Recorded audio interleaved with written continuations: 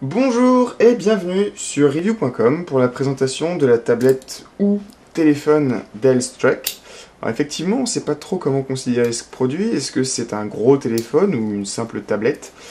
Alors, on va voir ça avec vous. Parce que nous, on est encore un peu surpris de cet appareil.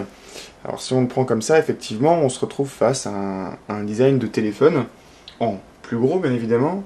Ici, on a le capteur avant pour de la visio, on a le capteur de proximité pour couper l'écran quand on passe la tête dessus, on a le haut-parleur, on a le micro et des touches finalement assez classiques sur un smartphone. Par contre, une fois qu'on le tourne comme ça, là on se retrouve face à une tablette, à l'instar des Arcos 5, etc. Voilà, donc c'est un produit qui est assez beau, assez bien fini. Là on voit que les bords sont incurvés pour faciliter la prise en main. On a des touches qui sont pas idéalement placées finalement pour une tablette, parce que quand on a un usage de tablette, on va avoir tendance à appuyer dessus, même involontairement. Au dos, on retrouve un capteur photo, pour prendre des photos tout simplement. La qualité est assez sympa, on va vous montrer ça. Derrière, on peut retirer ce petit compartiment pour retrouver donc la batterie, la carte mémoire de 16 Go et placer une carte SIM dans le cas où vous voudriez utiliser les fonctions de téléphone. Alors, petite chose à savoir, la plaquette arrière doit systématiquement être bien enfoncée pour que le Dell puisse fonctionner. C'est assez gênant puisque au bout de quelques heures d'utilisation, nos doigts ont tendance à frotter sur cette partie-là, ce qui décroche très légèrement la coque et qui donc provoque le redémarrage de l'appareil, donc il faut bien s'assurer qu'il soit bien fixé. Alors, il n'y a pas beaucoup de boutons, uniquement sur la partie supérieure, un bouton pour régler le son, un bouton pour démarrer l'appareil, et un bouton pour prendre les photos.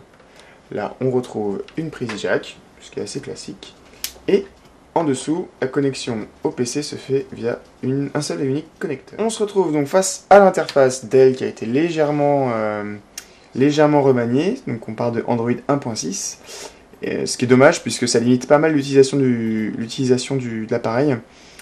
On a un écran qui est vraiment très très beau, mais qui n'est pas multitouch. Enfin, l'écran est multitouch, mais il n'est pas pris en charge par le système. Donc ça devrait être corrigé avec la mise à jour 2.1 qui arriverait théoriquement au mois de septembre. Pour le reste, ça tourne sous un processeur Snapdragon 1 GHz, comme sur certains smartphones.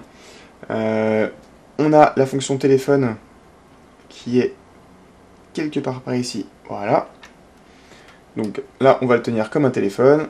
On compose le numéro comme sur n'importe quel autre appareil. Il faudra simplement faire attention à la façon dont on le met à l'oreille, parce que c'est pas très évident de porter ce genre d'engin, on va dire, à l'oreille. On n'a pas vraiment l'habitude. Alors autant on a vu des smartphones très grands comme les HTC HD, etc. Autant là c'est vraiment assez important comme taille. Alors on va revenir au menu principal qui ne se tient que dans cette position là. L'accès au programme se fait par ici. C'est Android, c'est assez classique. Le gros avantage de ce genre d'écran, c'est bien évidemment la navigation web. Alors, on va aller sur Review. Donc, qui est vraiment très, très agréable. On a vraiment, pour le coup, on peut dire une tablette multimédia. Alors, les bannières flash ne s'affichent pas puisque on est sous seulement Android 1.6. Et voilà, c'est très, très agréable. Alors, au final, le Dell Struck, c'est pas une déception, c'est pas une bonne surprise non plus, c'est un produit un peu étrange qu'on n'arrive pas vraiment à placer. Entre smartphone et tablette multimédia, on ne sait pas vraiment où le mettre.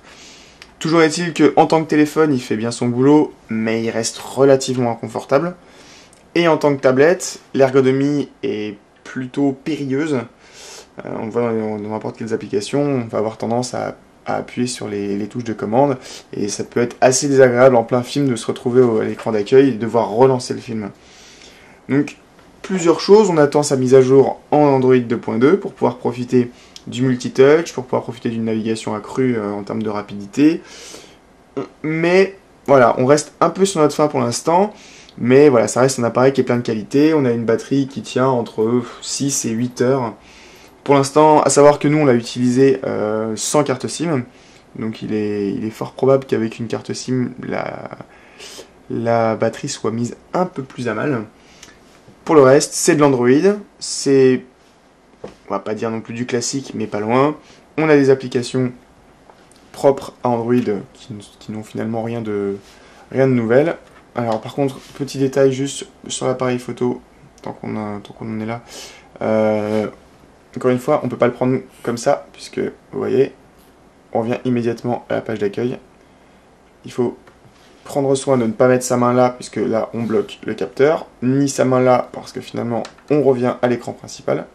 Donc voilà, pour ne serait-ce que prendre une photo, c'est un peu difficile, il faut le prendre correctement, ne pas bouger, appuyer au bon endroit, si tant est qu'il le veuille bien. Voilà. C'est un exemple un peu rapide du genre de frustration qu'on peut ressentir sur cet appareil-là. Donc voilà, le Dell Strike, c'est pas une déception, c'est pas un produit exceptionnel, c'est une expérience qu'a fait Dell, à mi-chemin entre le téléphone et la tablette multimédia. Nous, pour l'instant, on n'est pas convaincus. A bientôt sur review.com pour d'autres revues.